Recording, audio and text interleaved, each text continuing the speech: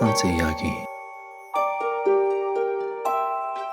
크리스마스 날 나랑 친구들은 선배네 집에서 홈파티를 했어. 시간이 좀 지나자 선배가 이제 좀 자보기도 하고 슬슬 끝내자. 라고 하셔서 우린 정리하고 각자 집으로 돌아가는 중에 나는 선배 집에 핸드폰을 두고 나온 게 생각나서 선배의 집으로 다시 돌아갔는데 문을 잠그는 것을 잊으셨는지 문이 열려 있었어. 선배 저예요. 방금 전에 핸드폰을 두고 가서요. 실례하겠습니다. 대답이 없길래 깊이 잠드셔서 못 들으셨나 보다 라고 생각하면서 폰을 찾는데 불 켜는 건 아무래도 좋지 않을 거라 생각해서 깜깜한 방에서 손을 더듬거리며 핸드폰을 찾고는 쇠냄새가 심하길래 공기청정기를 작동시키고 다시 집으로 돌아갔어. 다음날 학교에 가는 도중 선배가 사는 곳 앞에 경찰차가 여러 대 있고 출입금지 테이프가 붙여져 있길래 무슨 일 났나 싶어서 나는 경찰관한테 사정을 얘기하고 선배네 집으로 들어갔어. 근데 방이 피로 엉망이 되어 있는 거야. 보고 있는데 경찰분이 와서 여기 들어오면 안 된다고 하길래 무슨 일인지 물었어. 뭐예요? 여기 사는 사람 어떻게 됐어요? 피해자는 자다가 2인조 강도한테 공격을 받아 사망한 것 같습니다. 라고 설명해줬어. 나는 만약 휴대폰을 가지러 간 시간이 조금만 더 달랐다면 나도 당했을 거란 생각에 몸이 얼어붙었어. 해서 그녀가 핸드폰을 가지러 집에 왔을 때 선배는 이미 살해당해 있었고 범인은 그 방 안에 숨어 있었다. 그녀가 핸드폰을 찾으려고 불을 켰으면 아마 선배처럼 살해당했을 것이다. 두 번째 이야기. 유튜브에 다친 불쌍한 동물들에게 기부를 일하는 채널이 있었다. 한쪽 발이 없는 개나 눈을 다친 고양이 등 차마 보고 있기 힘들 정도의 끔찍한 영상들이었다. 처음에는 비난이 많았지만 회복 경과의 영상을 업로드하여 그 점에 감동받아 후원금도 제법 모인 듯했다.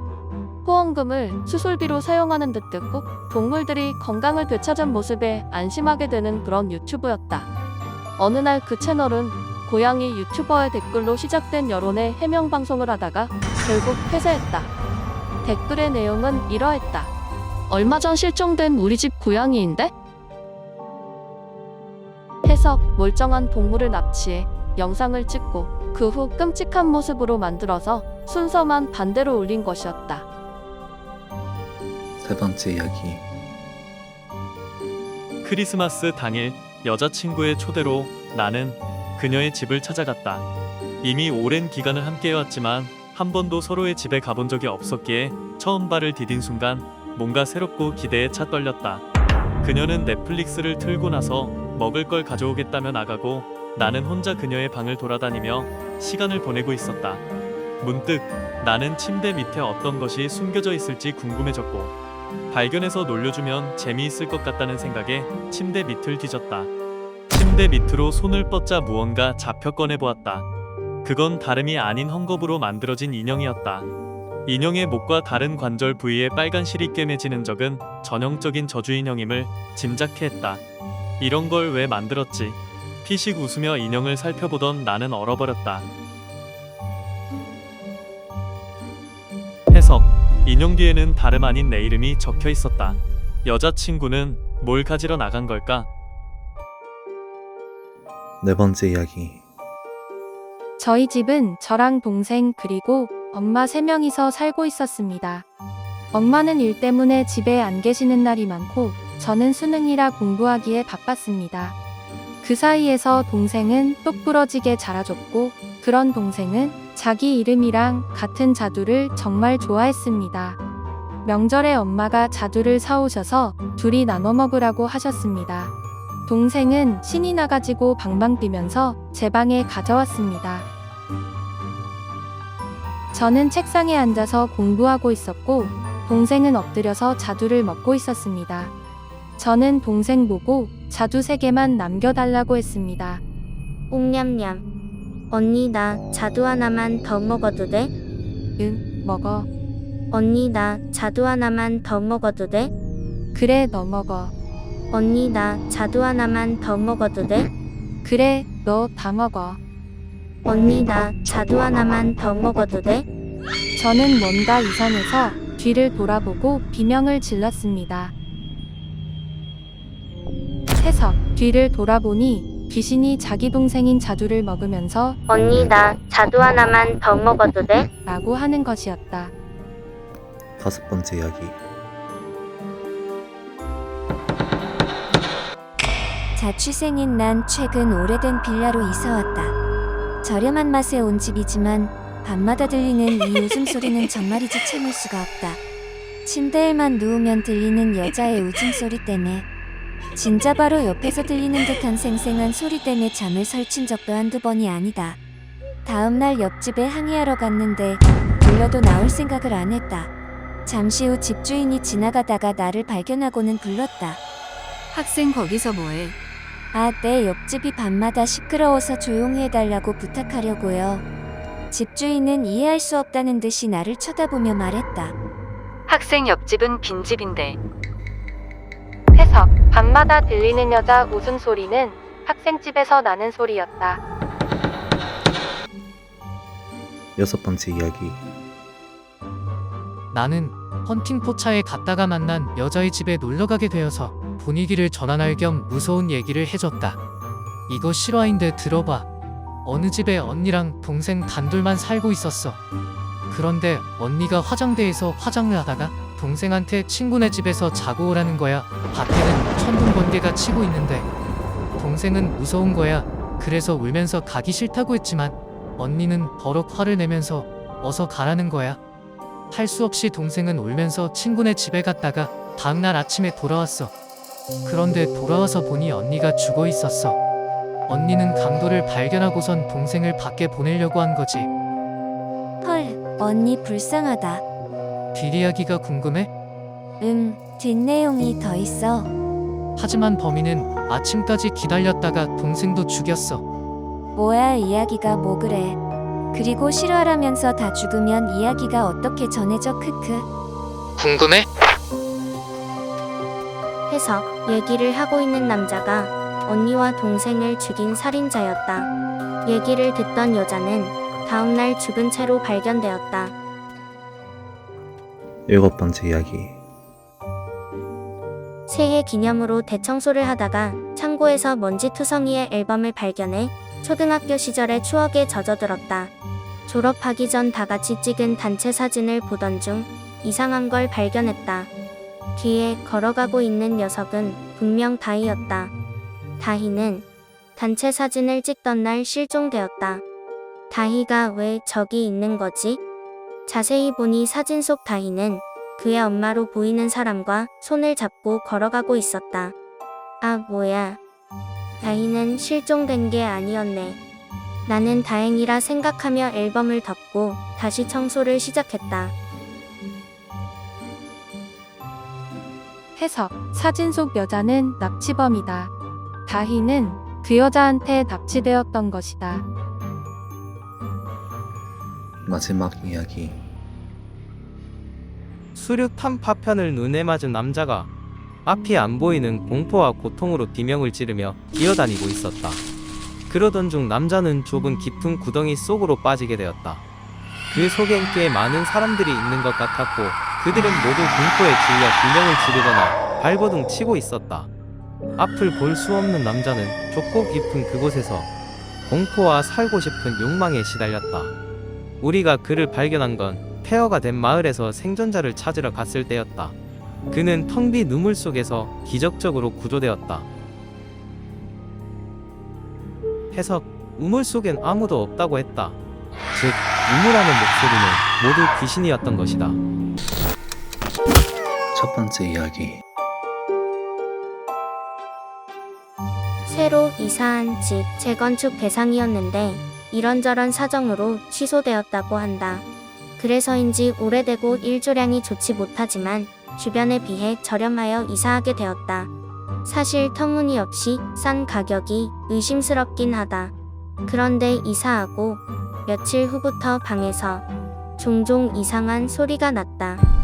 쿵. 오래되고 옛날 건물이라 방음이 안 되는 것 같아 특별히 신경 쓰지 않고 있었다. 이사하고 첫 주말, 친구가 집들이 겸해서 놀러 왔다. 집에서 술을 마시고 있는데 갑자기 소리가 났다. 나는 별로 신경 쓰지 않았지만 친구는 아무래도 소리가 거슬리는 것 같다. 뭐야? 뭐가? 지금 소리. 아, 그거. 가끔 소리나. 방음이 안 되나? 친구는 석연치 않아 했지만 어쩔 수 없었다. 그리고 다시 술을 마시는데 다시 소리가 났다. 친구는 이상하다는 듯 일어섰다. 이 소리 어디서 나는지 알아? 글쎄, 어딘데? 역시 이건 심령 현상이야. 들어올 때부터 이상했어. 농담하지 마. 종종 있는 일이래도. 뭐? 뭐? 종종 있다니. 이상하잖아. 쿵 하는 소리가 왜 같은 곳에서만 들리는 건데? 갑자기 소름이 돋았다. 평소에도 기가 강하다는 이야기를 들은 친구인데 이런 얘기를 하니 무서워졌다. 완전히 소극적인 나는 친구의 말을 따르기로 했다. 친구는 벽을 향해 이야기를 시작했다. 귀신입니까? 대답하는 것처럼 소리가 들렸다. 나는 친구 뒤로 가서 지켜봤다. 친구는 계속 질문을 던졌다. 예전부터 여기에 있었나요? 혹시 이곳에 원한이 있나요? 기세 좋게 질문하던 친구의 말문이 막혔다. 갑작스러운 대답에 무서워진 것 같다. 하얗게 질리는 친구를 보며 내가 대신 질문했다. 당신은 남자인가요? 대답이 없었다. 어린아이인가요? 여전히 대답이 없었다. 난 그다지 이상하게 생각하지 않았지만 친구는 굳어진 채 있었다. 친구는 고심하더니 다른 질문을 던졌다. 혹시 이 방에 몇 명이나 있나요? 해석, 그 방에는 무수히 많은 귀신들이 붙어 있었다. 두 번째 이야기. 한 여대생이 있었다. 어느 날 그녀는 친구들과 함께 얘기를 나누다가 생일 선물로 큰 곰인형을 받고 싶다고 말했다. 그 말을 옆에서 듣고 있던 남학생은 그녀의 생일에 큰 곰인형을 선물로 주었다. 그녀는 선물을 받아 기뻐하며 집으로 돌아가 자신의 침대 위에 두었다.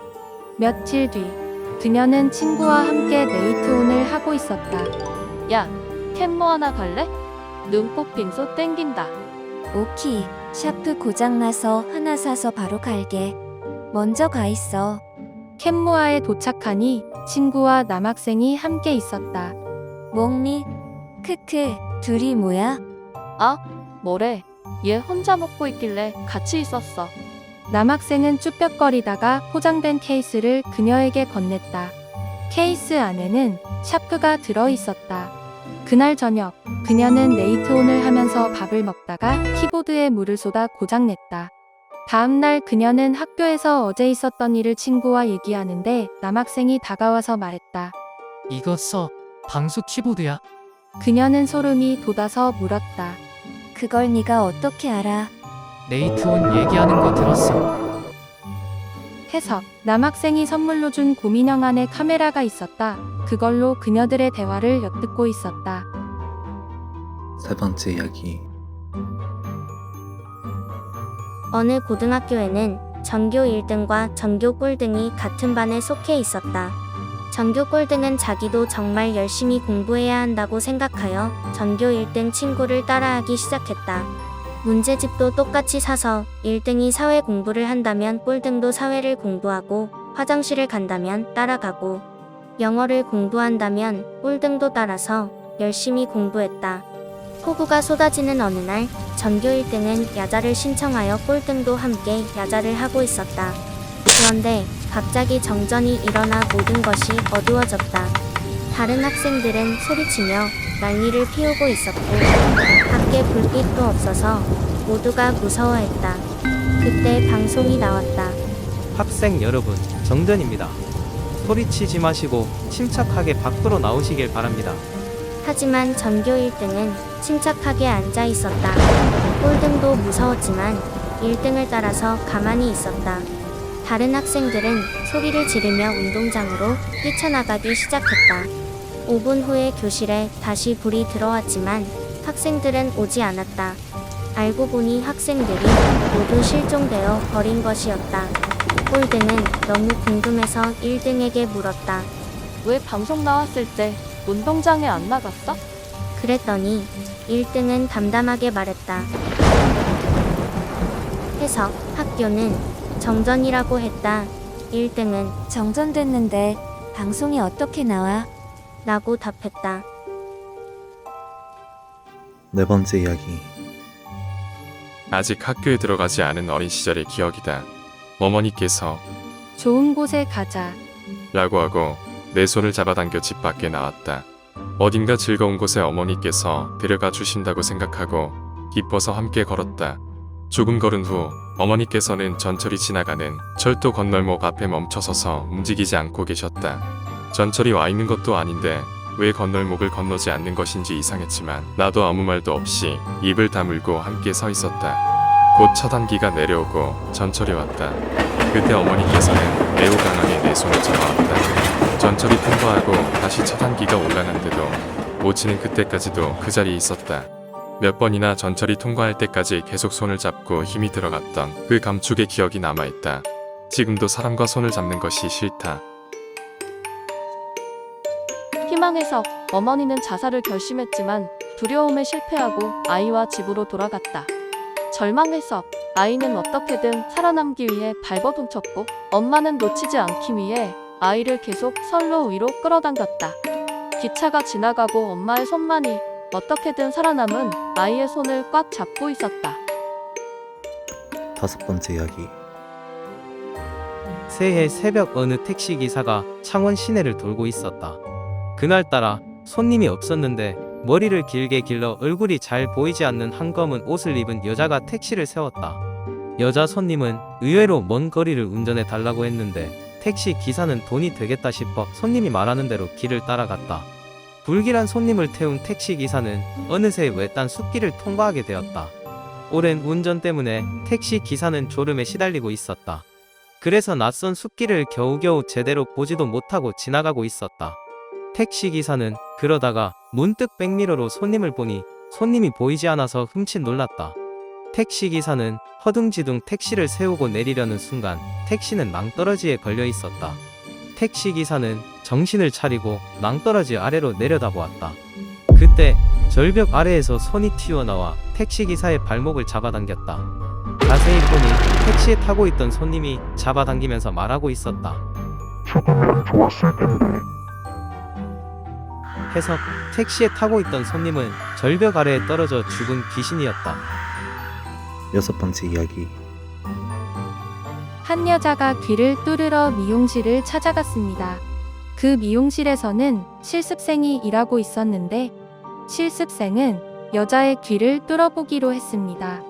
귀를 뚫다가 예상보다 결과물이 너무 예쁘게 나와 실습생은 만족스럽게 미소를 지었습니다. 그러나 여자의 귀를 자세히 들여다보니 귀 속에는 흰색 실이 얽혀 있었습니다. 여자는 실이 귀에 있음을 몰랐고 실습생은 조금 의아해하면서도 실을 뽑기로 결심했습니다. 귀에서 실을 뽑자마자 여자는 갑자기 눈을 크게 떴고 손으로 얼굴을 가리며 비명을 지르며 넘어졌습니다. 해석: 알고 보니 그 실은 눈과 연결되어 있는 신경줄이었다고 한다. 첫 번째 이야기. 며칠 전 나는 시골로 전근의 회사 기숙사에서 출퇴근하고 있었다. 그러던 어느 날 야근 후 돌아가는 길에 다리 아래에서 꼬마 아이가 강에서 놀고 있는 게 보였다. 무릎까지 잠기는 강에서 뭔가를 찾고 있는 것 같아 도와주려고 했지만 너무 피곤하고 내일도 출근해야 했기에 그냥 지나쳤다. 다리를 지나쳐 한참 걷다가 아무래도 꼬마 혼자 밤에 둔다는 게 신경 쓰여 되돌아서 다리로 오는 길 문득 다리 앞에 안내판을 보았다. 안내판에는 급류주의 깊이 5m라고 적혀 있었다. 그날 이후 밤에는 다리를 건널 수 없었다. 해석: 강의 깊이는 5m였는데 꼬마 아이는 무릎까지 잠긴 채로 강에 서 있었다. 두 번째 이야기. 한 소녀가 학원을 마치고 집으로 향하던 어느 날 차의 지인은 끔찍한 사고가 발생했다. 보통이라면 즉시 병원에 전화하거나 도움을 요청할 것이었지만 이 차는 가만히 있었다. 잠시 후 차는 이동을 시작했는데 앞뒤로만 계속해서 움직이고 있었다. 소녀는 결국 차에 계속해서 깔려 죽었다. 소녀는 자신의 피로 무언가를 전하려고 했다. 무언가를 그렸는데 네모 안에 동그라미가 있고 동그라미 안에는 X자가 쳐져 있었다. 부모님은 뜻을 알기 위해 노력했지만 결국 해석하지 못했다. 부모님은 마지막으로 무당에게 도움을 청하기로 결정했다. 무당은 사진을 보자마자 경악스러운 표정을 지었다. 무당이 말했다. 네모는 차를 뜻하고 동그라미는 사람을 뜻하며 X는 없다를 뜻한다. 해석. 소녀가 그린 메시지는 차 안에 사람이 없었다 라는 뜻이었다. 세 번째 이야기. 옛날에 한 임산부가 돈을 벌기 위해 한 조직에 들어갔다. 그 조직의 두목은 그 임산부를 시험해보기 위해 사람을 마구 난도질한 사진을 보여주었다. 그러자 그 임산부가 갑자기 마구 헛구역질을 하기 시작했다. 그 모습을 본 조직의 두목은 이렇게 말했다. 그래가지고 사람은 어떻게 죽이려고? 그러자 그 임산부는 입가에 미소를 담으며 말했다. 아, 죄송합니다. 제가 먹을 것만 보면 입덧이 심해져서요. 해석. 그녀는 인육을 즐겨 먹는 광기 어린 살인자였다. 네 번째 이야기. 어느 시골에 사는 부녀가 있었다. 어느 날 그녀는 집 근처에 있는 우물을 판 뒤 박을 넣고 올렸다. 그 박에는 각종 보석과 편지가 들어있었다. 편지에는 앞으로 잘 부탁합니다 라는 간단한 메시지만 적혀 있었다. 이에 흥분한 그녀는 계속해서 다양한 물건들을 우물에 넣어보기로 했다. 하지만 그 후로 올라오는 것은 없었다. 얼마 뒤 그녀는 닭을 박에 넣고 우물에 넣었다. 몇 분 후 각종 보석 그리고 또 다른 편지가 나왔다. 그 편지에는 보내주신 닭고기 잘 먹었습니다. 이렇게라도 보답하겠습니다 라는 내용이 적혀 있었다. 그녀는 닭을 넣으면 각종 보석이 계속해서 나오는 것을 발견했다. 부녀는 금세 부자가 되었다. 그러나 그녀의 아버지는 욕심이 생겨서 무장을 한 뒤 우물에 들어가기로 결정했다. 그러나 아무리 기다려도 아버지는 올라오지 않았다. 몇 시간 후 우물에서 아버지의 옷과 각종 보석 그리고 편지가 나왔다. 편지에는 보내주신 닭고기 잘 먹었습니다. 하지만 그 전의 것이 더 맛있었습니다 라는 내용이 적혀 있었다. 해석. 아버지는 우물 속 미지의 생물체에게 잡아먹혔고 보답으로 각종 보석을 주었다. 다섯 번째 이야기. 어릴 적부터 나를 예뻐해 주시던 할머니가 며칠 전 돌아가셨다. 할머니가 돌아가시고 내 생일이 된 날 집을 마저 정리하고 의자에 올라가려는데 그때 등 뒤에서 누군가 온 듯한 느낌이 나를 감싸기 시작했다. 뒤돌아보면 사라질 듯 약하지만 따스하고 기분 좋은 느낌, 분명 뭔가 있었다. 알 수 없는 실루엣이 있는 기분. 눈에 보이진 않았지만 그게 할머니라는 걸 어렴풋이 알 수 있었다.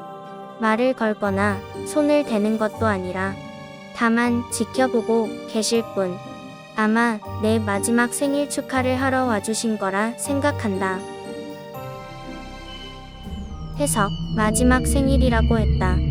할머니는 죽을 손녀의 마중을 나온 것이다. 여섯 번째 이야기. 우리 가족은 누구의 집보다도 화목한 집이었다. 하지만 어느 날 동생은 병원 놀이를 하던 중 사고로 죽었다. 가족은 큰 충격에 휩싸였고 특히 엄마는 상심 속에서 슬픔에 빠져들었다. 며칠이 지난 후 엄마는 새로운 동생을 낳으셨다. 나와 동생은 병원 놀이를 하기 시작했고 간호사 역할을 놓고 경쟁이 벌어졌다. 나는 동생에게 말했다. 내가 간호사 할 테니까 넌 손님해. 그러자 동생은 싫어. 내가 간호사 할 거야.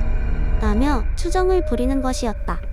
화가 치민 나는 동생의 목을 두 손으로 꽉 쥐고 말했다. 아프지? 아프잖아. 놓아줄 테니까 내가 간호사 할 거야. 그러나 이상하게도 동생은 웃으며 나를 보았다. 씩거리며 동생은 나에게 이렇게 말했다. 그때랑 똑같네. 크크. 그 말을 끝으로 무언가에 찔리는 소리가 들렸고 나는 시야가 흐려졌다. 해석, 죽은 동생도 언니가 죽였다.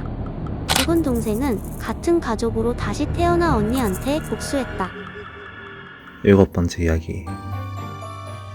전에 살던 집이 화재가 나서 갑작스럽게 이사를 가게 되었다. 나는 새 집에 포장박스를 풀어서 차곡차곡 정리하기 시작했다. 그때 누군가 찾아와서 인터폰을 보니 우리 대학 같은 과 선배였다. 선배가 오자 나는 굉장히 반가웠다. 선배도 아직 밥을 안 먹었다 하셔서 같이 밥 먹으려고 했는데 아직 전기와 가스가 안 들어와서 치킨과 피자를 시켰다. 배달이 도착했고 음식을 아직 풀지 않은 포장박스 위에 올려놓고 선배랑 얘기하면서 먹기 시작했다. 이런저런 얘기를 하다 보니 어느덧 9시가 되어버렸고 TV에서 알포인트라는 영화가 하길래 보고 있었다. 영화를 보다 보니 나는 조금씩 무서움을 느끼기 시작했다. 선배와 둘이서 와들와들 떠들면서 영화를 보는 도중 갑자기 선배가 배가 아프다면서 화장실에 같이 가자고 했다. 같이 가기 뭐해서 화장실 앞에서 기다리겠다고 했다. 선배가 화장실에 들어간 뒤 친한 친구한테서 문자가 왔다. 야, 다이야, 너 이사 어디로 갔어? 그 순간 무언가 내 머릿속을 스치더니 등골이 오싹해지고 소름이 돋았다. 나는 그 자리에서 집 대문을 박차고 뛰쳐나왔다. 해서 방금 이사를 끝낸 집, 전기 신청도 안 했는데 TV가 나왔고 이사한 집 주소를 그 누구에게도 말한 적이 없었다는 것을 문자를 보고 깨달았다. 8번째 이야기. 얼마나 잤을까? 오랜만에 푹 잔 것 같다. 그런데 이상한 일이 생겼다. 일어나니 영혼을 볼 수 있게 된 것 같다. 왜 그렇게 생각했냐면 10년 전에 죽은 할아버지가 거실에 앉아 계시는 게 보였기 때문이다. 굉장한 일이라고 생각해서 어머니께 말씀드렸다. 하지만 어머니는 기가 막히셨는지 무반응. 그뿐만 아니라 다른 이야기를 해도 모른 척 방금 전에 학교에서 돌아온 동생이나 회사에서 금방 돌아온 아버지도 같은 태도이다.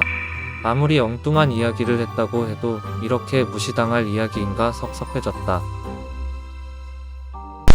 해석, 남자는 이미 죽었고 가족들은 그런 남자가 안 보이니 반응이 없었던 것이다. 마지막 이야기. 한 여대생이 어느 날 수상한 우편물을 받았다. 우편물 안에는 아무런 글자도 없고 무언의 비디오 테이프만이 들어있었다. 처음에는 그냥 농감인 줄 알았던 여대생은 궁금증이 휩싸이며 동아리 친구들과 함께 비디오를 보기로 했다. 비디오를 재생하자 화면에는 낯선 남자가 나타났다. 그 남자는 이상한 춤으로 방 안을 뛰어다니며 미친 듯이 춤추고 있었다. 동아리 친구들은 그 이상한 춤에 비웃음을 터뜨리며 웃음소리가 꽤 높아졌다. 그러나 여대생은 반대로 울음소리를 내며 울기 시작했다. 그녀는 울면서 말했다.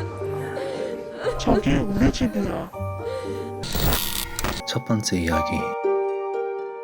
한 여자가 밤늦게까지 야근을 한 뒤 퇴근 준비를 하고 엘리베이터에 탔습니다. 잠 온다. 깜짝아. 헛개다 보이네. 사무실이 10층이라 카톡을 하면서 도착하길 기다리는데 이미 도착했을 시간인데도 문이 열리지 않아 층수를 확인하니 10층 그대로였습니다. 버튼을 안 눌렀나 싶어 확인하니 불빛이 들어오고 있어 고장인가 보다 하고 열린 버튼을 누르는데 먹통이었습니다. 늦게까지 야근하느라 피곤한데 엘베까지 고장이라 짜증이 났지만 하는 수 없이 비상호 출배를 눌렀습니다. 여보세요. 여보 아닌데요? 아저씨 지금 엘리베이터에 사람 갇혔어요. 누구 좀 보내주세요. 여보세요. 엘베에 갇혔다고요. 여보세요. 아, 뭐야 이씨 갇혔다고요. 경비실에서 들려온 대답은 역시 여보세요였습니다. 그것도 소름 끼치는 목소리로 말입니다. 여자가 당황해서 아저씨 하고 되묻는데 그때 등 뒤에서 여보세요, 여보세요, 여보세요, 여보세요. 해석 서라운드 스피커였다. 해석 호출벨은 눌린 적이 없었다. 여보세요 소리는 등 뒤에 있던 귀신이 흉내내는 소리였다. 두 번째 이야기. 때는 2003년 한 초등학교에 킴파라 불리는 여자아이가 있었습니다. 그 아이의 주변엔 늘 친구들이 많아 시끌벅적했는데 가끔씩 모두가 정적이 들 때 귀신 지나갔나봐. 세계로 그 아이는 10초 동안 같은 공간이지만 다른 어딘가 기괴하고 이상한 공간으로 빠지곤 했습니다. 그곳으로 가면 누군가 자기를 찾는 듯한 소리가 들렸습니다. 아이는 엄마한테 얘기를 하자 엄마는 진지하게 받아들이고는 함께 무당을 찾아갔습니다. 무당이 혀를 차며 말했습니다. 에잉 쯧쯧 악기가 붙어 부려서 그놈은 눈이 안 보이는 악기니 아무 소리도 내지 말고 숨도 쉬지 마라. 아니 아줌마 숨을 참으면 애가 힘들잖아요. 아니 말이 그렇단 거지. 숨쉬어 소리만 내지 마라 알겠지? 네? 아무 소리도 안 낼게요. 다음날 아이는 또다시 기괴한 공간에 빠졌다. 아이는 무당의 경고를 생각해서 아무런 소리를 내지 않고 가만히 있었다. 무언가 지나가는 소리가 들렸고 8초 정도 지났을 때 아이의 바지에서 휴대폰 소리가 울렸다. 그 순간 해석 강아지였다. 해석 아이는 백룸에 빠져들었고 그곳에서 큰 소리를 내 콰이어트 플레이스 괴물한테 잡아먹혔다. 세 번째 이야기. 나는 학교 근처의 빌라에서 자취를 하고 있었고 매일 동아리 활동 때문에 알람 시계를 아침 6시 30분에 맞춰 놓았다. 나는 아침잠이 많은 편이라 소리가 큰 알람 시계를 샀었고 전원을 안 끄면 자동적으로 다음날 아침에 울리는 시계였다. 어느덧 방학 시즌이 되어 고향에 내려갔는데 깜빡하고 알람 시계 전원을 끄는 것을 잊었다. 에이 건전지 새로 사야겠네. 아마 한 달간 매일 아침 6시 30분에 크게 울어댔을 것이다. 9월이 되어 내가 자취방에 돌아오자 누군가가 침입했었던 듯 유리창이 깨져 있었고 머리맡에 있던 자명종은 완벽히 박살나 가루가 되어 있었다. 아무것도 도둑을 맞은 흔적은 없었다. 아마도 옆집이나 위아래 집에 사는 누군가가 그랬을 것이라고 생각한다. 매일 아침 시끄럽게 울려대는 알람의 분노에 집의 방망이나 뭔가를 들고 침입해서 광분한 모습으로 시계를 부수는 모습을 생각하면 조금은 섬뜩하다. 물론 내가 잘못하기는 했지만. 해석 옆집 위아래 집이라고 했다. 그렇다면 최소한 남자 집은 2층 이상이란 건데 어떻게 유리창이 깨어져 있었을까? 그리고 남자가 고향에 안 내려갔어도 언제나 알람은 울린다. 남자가 고향에 안 내려갔다면 과연 어떻게 됐을까? 네 번째 이야기. 여자친구랑 창원 기산으로 드라이브 하러 나갔다. 그런데 드라이브 중 터널 속으로 나이, 성별, 복장에 통일감이 없는 수많은 사람들이 줄 지어 걷고 있었다. 뭐고? 행사 있나? 이 주변에 뭐 없을 낀데 갑자기 옆에 있던 여자친구가 속력을 좀 더 내라고 재촉했다. 오빠 속도 좀 더 내라 빨리. 왜 뭔데 왜 그러는데? 새파랗게 질린 얼굴이었기에 더 이상 묻지 않고 일단 사람을 가로질러 터널을 통과했다. 터널을 빠져나와 사람들이 보이지 않게 되자 여자친구는 그제야 숨을 돌린 듯 했다. 그래서 뭔데 왜 그러는데? 그 사람들 다리가 없더라. 뭐고 크크니 뭐 개꿈 꿨나? 아휴 놀래라. 됐다. 집이나 가자. 기분 안 좋다. 알았다. 여친은 삐진 건지 더 이상 말이 없었다. 집에 돌아와서 단톡방을 보니까 친구들이 기산터널 근처 산에서 비행기 추락 사고가 있었다고 한다. 비행기는 추락 중에 지면에 들켜 아랫부분이 반파되었다고 했다. 해석 여자친구 개꿈이었다. 해석 비행기가 반파되어 승객들 발이 모두 없어졌다고 한다. 여자친구가 본 다리 없는 귀신들은 모두 비행기 승객이었다. 다섯 번째 이야기. 나하고 친하던 언니가 얼마 전 교통사고로 죽었다. 오늘 꿈을 꿨는데 그 언니가 나왔다. 꿈속에서 언니랑 로아를 하고 있었다.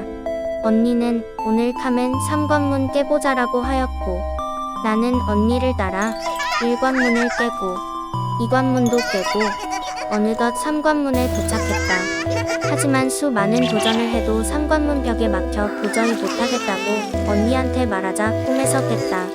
내가 꿈에서 깨 눈을 떴을 때에는 베란다 난간 위에 올라가 있었다. 한 발짝이라도 움직인다면 떨어질 것 같을 만큼 아슬아슬하게 서 있었다.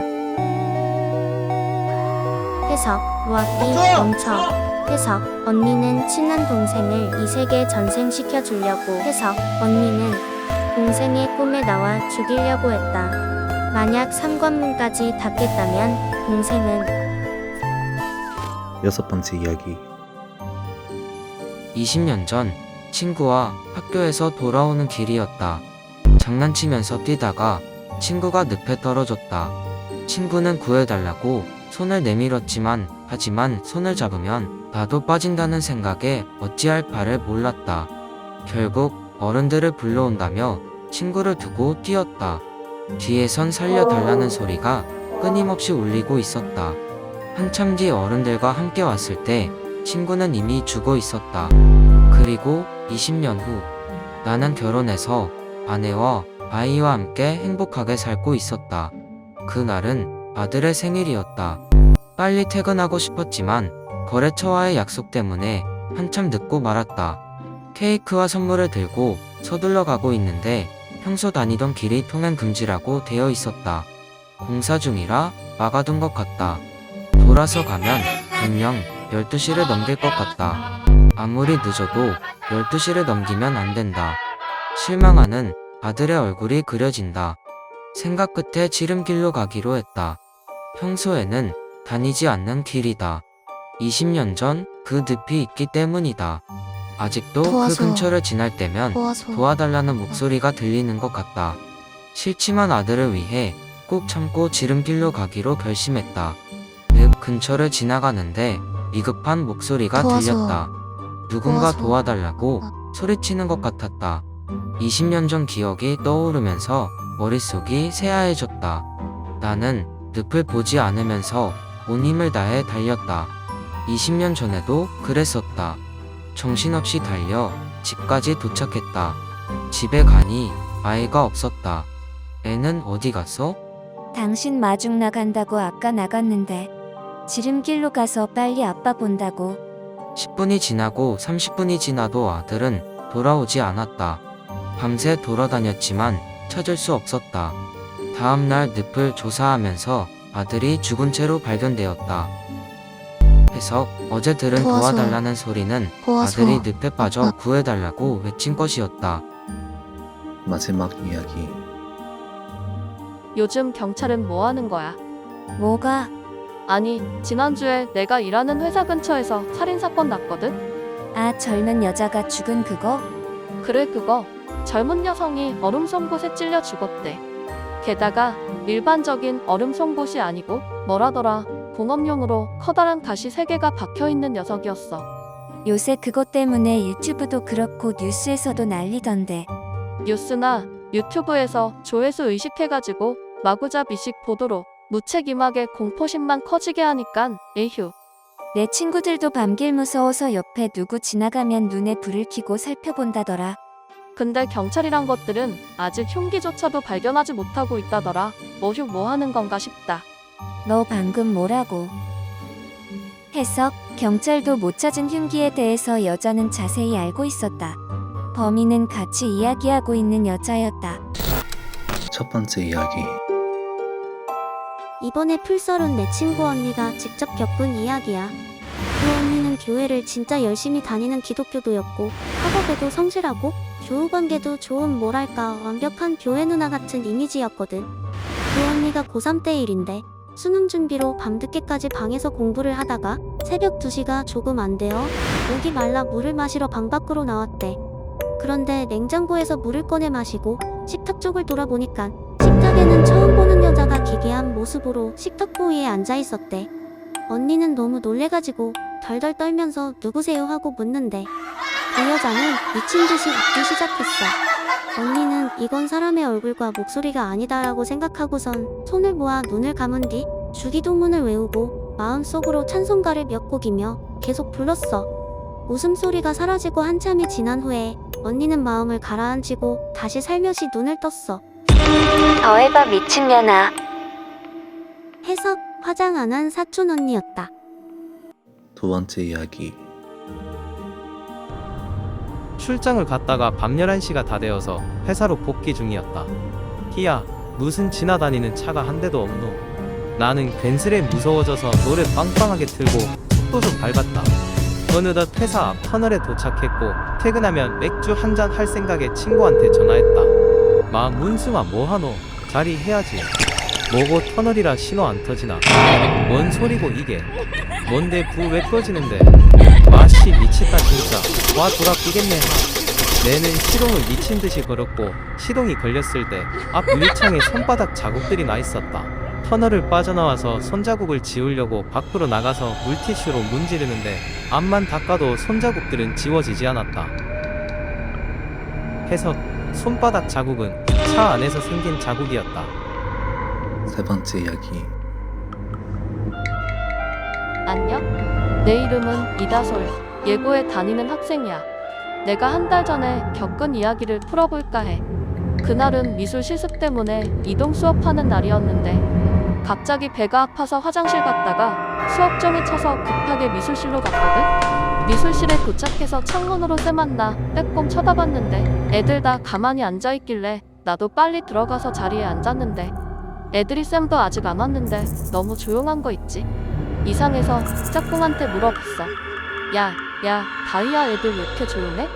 그러니깐 갑자기 반 애들이 다 날 쳐다보는 거야. 와, 진짜 배 무서운 거 있지? 화장실 갔다 온 게 다행이었지. 반에 유튜버 친구가 있는데 걔가 또 몰래 카메라 하는 거 같아서 야 뭐야 나 개 놀랬어 몰카하지마 진짜 유유 하니까 애들이 다 같이 벌떡 일어서더니 웃기 시작하는 거야. 와 말하는데 또 소름 돋았어. 그 상황이 너무 무서워서 울고 있는데 뒷문이 확 열리더니 다이가 들어왔어. 야, 이다솔 너 여기서 뭐해? 오늘 실습 안 한다 했잖아. 미친 이거 다 마네킹이야? 개소름 돋네 진짜. 해석, 거기엔 반 친구들은 한 명도 없었어. 내가 반 애들이라고 생각했던 것은 모두 다 마네킹이었어. 네 번째 이야기. 난 인싸도 아싸도 아닌 평범한 여대생이다. 그런 나에게도 고민이 있다. 전공 수업은 재밌는데 교양 수업은 지루해서 죽을 것 같다. 어떡하지? 그래서 평소엔 평범한 여대생이라 내 이름을 모르는 점을 이용해 대리 출석을 맡겼다. 어느 날 비공개 시크릿 파티에 초대받게 되어서 별 생각 없이 갔는데 이게 웬걸? 다음날 아침까지 밤샘 술 모임이었다. 밤새 마시고 피곤한 몸으로 집 와서 잠이 들었는데 꿈에 교양 교수가 나왔고 한 명 한 명 출석을 불렀다. 꿈에서까지 교양이라니 이게 맞나 싶었다. 다음날 학교 복도에서 교양 교수를 만났는데 교수는 이름도 알리 없는 나를 보고는 말했다. 너 어제는 대리 출석 안 하고 똑바로 찾아왔네. 나는 그 말을 듣고 너무 무서워져서 도망갔다. 해석, 교수가 내 이름을 알고 있어서. 해석, 평소 그녀는 교양 수업에 대리 출석을 맡겼다. 그렇다면 어제 꿈속에서 출석한 걸 교수가 알고 있다는 말이었다. 다섯 번째 이야기. 오늘 우리 가족은 주택에서 아파트로 집을 이사했어요. 아파트로 이사하면서 가장 큰 변화는 바로 엘리베이터였어요. 주택에는 없었거든요. 신나서 저는 혼자 엘리베이터를 타보겠다고 부모님한테 말하니까 대신 1층까지 갔다가 바로 돌아와야 해. 네 엄마. 그렇게 엘리베이터에 탄 저는 왠지 뒤에 오싹한 느낌이 들었어요. 그냥 대수롭지 않게 넘기고 앞에 있는 거울을 보았는데 제 뒤에 희끄머리한 귀신이 서 있던 거예요. 놀래서 뒤로 딱 돌아보니까 없었어요. 이 짓을 계속 반복하다 너무 무서워서 제일 가까이 있는 층을 누르고 얼른 내려서 계단으로 뛰어 올라갔어요. 집으로 막 뛰어 올라가서 부모님께 말씀드리니까 안 믿으시더니 그럼 한번 타보자라고 하시는 거예요. 그래서 같이 탔는데 부모님이 아무것도 없잖아 이제 됐지? 라고 하셔서 저는 그런가? 라고 생각하며 앞에 있는 거울을 보았는데 바로 뒤에 엄마와 아빠 사이에 귀신이 웃으면서 저를 보고 있었어요. 희망해서 거울에 묻은 얼룩이었다. 절망해서 아이의 눈에만 보이는 귀신이었다. 6번째 이야기. PC방에서 밤샘하다가 의자에 앉아서 잠깐 졸았는데 꿈에서 내 옆자리에 완전 잘생긴 남자가 앉아있는 거야. 뭐야 하면서 쳐다보고 있었는데 그 남자가 내 컴퓨터 화면 보면서 놀아세요. 듀오 한 판 하실래요? 좋아요. 저 근데 샤코 원챔인데. 괜찮아요. 초대할게요. 그렇게 그 남자랑 듀오 한 판 돌리는데 화장실이 너무 가고 싶은 거야. 민폐 같아서 꾹 참다가 도저히 못 참을 것 같아서 남자한테 도저히 막을 수 저 없습니다. 화장실 좀 빨리 갔다 올게요 라고 말하고 갔는데 꿈에서 딱 깼어.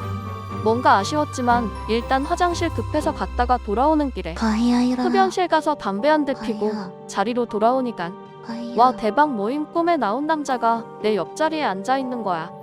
그래서 멀뚱멀뚱 그 남자 쳐다보고 있었는데 저기요. 화장실 갔다 온다더니 왜 담배 피고 오세요? 떡보는 브론즈로 건너댔잖아요.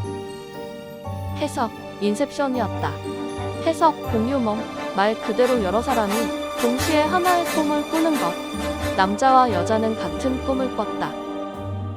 마지막 이야기. 나는 꿈을 꾸다가 그게 꿈인지 깨닫는 일이 종종 있다. 즉, 자각몽을 자주 꾼다. 놀이공원 관련 영상을 보다가 잠들었는데 꿈 배경이 놀이공원이었다. 거기서 나는 장난감 기차 같은 것을 타게 되었다. 기차가 얼마간 달리더니 기묘한 차내 방송이 흘러나왔다. 다음은 싱싱한 회 만들기. 싱싱한 회 만들기. 싱싱한 회라고? 뭐야 그게 크크크. 피식 웃으면서 이상한 컨셉이다 생각하고 있었는데 마지막 좌석에 앉아있던 남자로부터 비명 소리가 들려왔다. 돌아보니 도비처럼 생긴 것들이 남자에게 달라붙어서 싱싱한 회로 만들고 있었다.